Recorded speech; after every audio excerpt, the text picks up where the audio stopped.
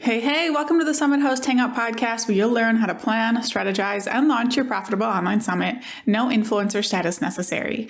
I'm your host, Krista from Summit in a Box, and today we're starting a short series about having a Facebook group or other community for your virtual summit.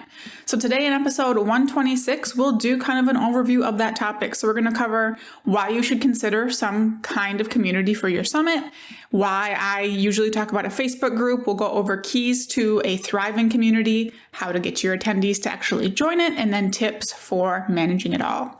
Before we dive in, I want to stress how important engagement is in a virtual summit funnel that actually converts. So if you're hosting a summit to convert fresh or existing audience members to an all-access pass or to be customers of another product you offer or even clients, you have to have a solid funnel in place for your event. So for a resource to walk you through this process, including, some more tips on engagement, check out our free virtual summit funnel roadmap to learn all 6 steps that make up your summit's funnel, mistakes to avoid, and how to get as many people as possible all the way to your signature offer. You can download that at summithosthangout.com/roadmap. So let's talk about, I just want to, give a quick overview of what I mean when I'm saying Facebook group. So really, when I say Facebook group, it really can be any kind of community. But I do usually recommend a Facebook group because there are so many people already on the platform. They already use it. Even if they don't use it regularly, they know how to use it. They already have an account.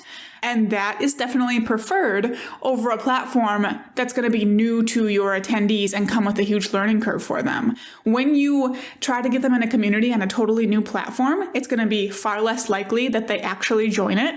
If they do, they won't know how to use it, which means more customer support for you and less engagement overall. Are you going to get some emails from people saying, wow, I really wish your community wasn't on Facebook? Yep, you will. But you'll get that no matter where your community is. For almost all audiences, Facebook's going to be where you can get the best results just because there's not a learning curve. People already have accounts and all that good stuff. So that's why in this episode, you'll hear me saying Facebook group a lot, but you can also apply this to other platforms as well. So why should you have a Facebook group or community for your summit? The goal of a community is to get your attendees engaged, excited, and taking action together. Without a community, all you can really do is talk at your attendees through email. It's not fun for you because you're not getting that engagement and feedback. You're not seeing results in the transformation they're getting. And it also isn't very fun for them. All they can do is get talked at. They can't engage or talk back or talk to anybody. And that really limits the results that anyone can see through your event. So if you've been to summits that really make you feel connected and leave a lasting impression that you remember, I'm willing to bet that there was a way for you to connect outside of just having email sent to you. There was some other way you were able to engage. On the other hand, if you've been to summits that feel gross and spammy and leave you kind of wondering why you wasted your time, or maybe you didn't end up really engaging at all, I'd bet there wasn't a community aspect. So having that community helps attendees feel like they're a part of the event, and it encourages them to take action on what they're learning. Speakers then have a place to connect with the attendees and get great feedback, and you are able to create an incredible experience, get better testimonials, and boost those sales, which who doesn't want that? So those are the reasons why I really preach that you need to have a community for your summit.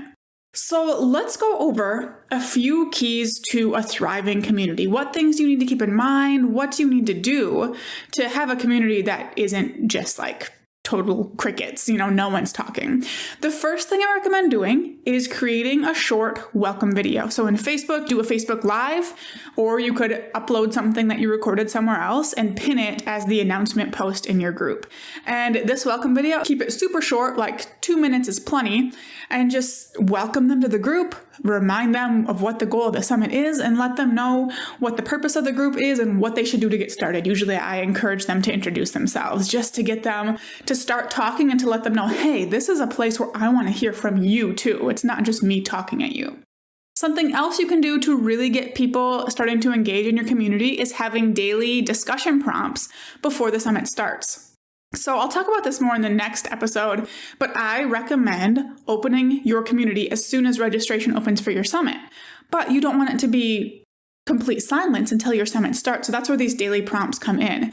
And these can be super fun questions like, post a picture of your pet or what's your favorite coffee. And they can also have a little market research mixed in, ask what their biggest struggle is related to blank or what presentation they're most excited about, things like that. So use the daily prompts to get discussion going. I do lean towards more fun questions because who doesn't want to post a picture of their adorable dog, right? That's going to get people talking. And when someone posts once or comments once, they're more likely to do it again. So that's our goal with these prompts. Something else you can do to make your community really thrive is do some bonus mini trainings. And this is especially important if you're selling something after the summit, because going live in your group, even twice per week with little mini trainings, short, bite-sized, actionable pieces of information, will help those people in your group who are brand new to you get to know your style, and get to see how much value you really provide them. So I like to get my ideas for these mini trainings by watching my join questions in the Facebook group. I always have a question that asks for their biggest struggle or something they really want help with. And if I don't have a presentation related to something I keep seeing come up, I'll do a mini training on that topic. Something else that can be helpful, especially if your summit is smaller or it's the first time and you're just getting started in those first couple of days, is to have some friends or speakers join the group to help get the conversation going until attendees start to feel comfortable and jump in. So there's totally that awkward beginning stage where no one wants to be the first one to comment. And the more silent threads there are, the more you'll continue to have. So have your speakers jump in, recruit some friends if you need to, and just get them to comment on your daily prompts. That's going to help your attendees feel more comfortable jumping in as well. And then when your attendees start jumping in by themselves, those people can stop if they want to. The next tip I have for making a community where people are actually engaged is welcoming your new members. And this can sound like a lot of work, but it doesn't have to be. So Facebook has the feature where you go into your group and on the right sidebar, you can click one button to welcome all your new members. You can do that. For our most recent summit, we used a Chrome extension called Hello Hostess, where whenever we let someone into the group, it commented on a welcome post and tagged them with a pre-written welcome message we had, and it cycled through 5 different messages, so they weren't all the same. People loved that. So every single person got their own welcome. So many of them responded and said how excited they were, and we were able to get connections and conversations going just from that welcome post, and we didn't have to do anything extra. So I do think new member welcomes of some kind are important, just to invite them to join the conversation. Next thing I want to talk about is giving your community members a reason to interact. The fact that it's fun or that they want to answer a question is cool. If you can give them even a bigger reason, that's even better. So I like to use games and prizes to get people talking. So in my summits, I use a bingo card, and a lot of the squares on that card can get crossed off when they take certain actions inside the group, like commenting, giving a speaker a shout out, sharing a big takeaway from a presentation, things like that. So giving them a reason to interact and, maybe bribing them a little bit to do so can also be a big part of getting your community to really get started on the right foot and continue being interactive throughout the event. 2 more here. First is use your community as a place to provide the information your attendees will need to move through the summit. So each morning of the summit, post the information that they'll need for that day's sessions.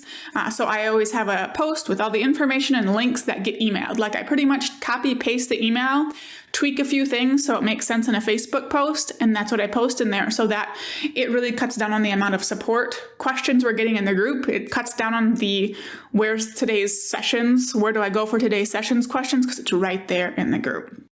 And the last key I have here to a thriving community for your summit is your time and attention. You can't expect people to come in your group or wherever you have this thing and just talk to themselves or post, hear nothing back, and then want to post again. Your attention and your encouragement is required if you want a community to thrive, okay? Would it be nice to be able to just whip something up, put it out there, and not have to worry about it again and let it just kind of take off on its own? I guess. You're not making any fun connections or seeing the real value your event brings, but it's less work. Putting the work into your community is worth it. It's going to help your attendees get better results, which is going to increase the results you see as well. So plan to spend time in your community a couple times per day, responding to as many comments and posts as you possibly can. All right, those are the keys I have for a thriving community. Now let's talk about how to get your attendees to actually join. So first, just know that no matter what you do, not everyone or even close to everyone is going to join your community. But even if only 20 to 30% of your attendees join, which is normal, by the way, it is so worth doing. These are your most engaged people who are most likely to want to take the next step with you after the summit, and they're going to give the biggest return to your speakers. So it is totally worth it to love on those 20 to 30% of the people that join your group. But how do we get them there? So joining the community should be a main call to action in not all, but most or a few of your emails someone gets after they register for the summit, starting from that initial confirmation email. So one of the calls to action in that initial email they get should be, hey, go jump in the Facebook group. And then they're going to continue to be encouraged to join from there.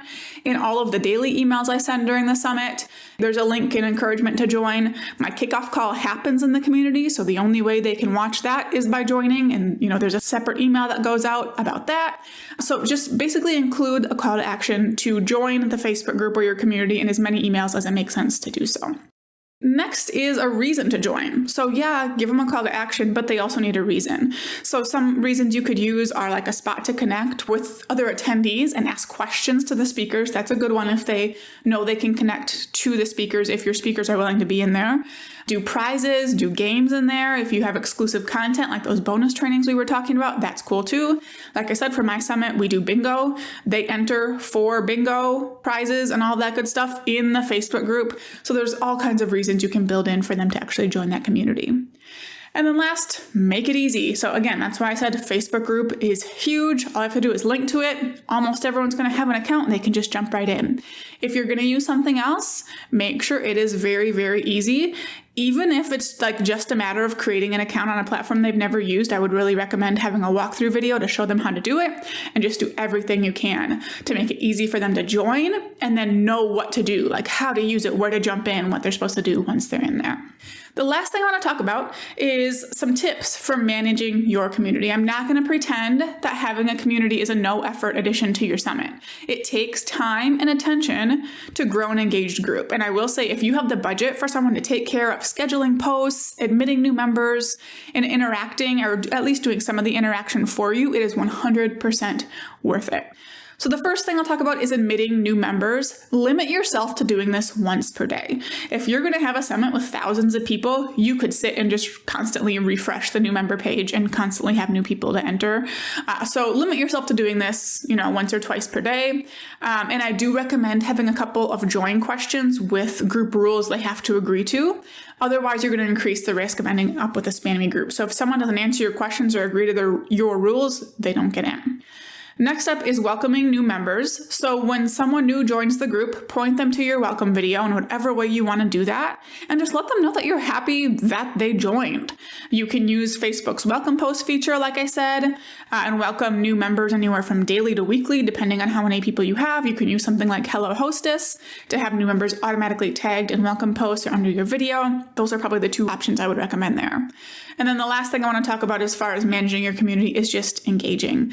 Try to limit yourself to going into the group 1 to 2 times per day, but when you're in there, try to respond to every single comment. If someone took the time and had the courage to kind of put themselves out there and say something, reward that. Okay, let them know that, yes, this is a safe place. You commented. Here's your reward for doing so. It's safe for you to do that again. Kind of is reminding me of training a dog, but that's terrible.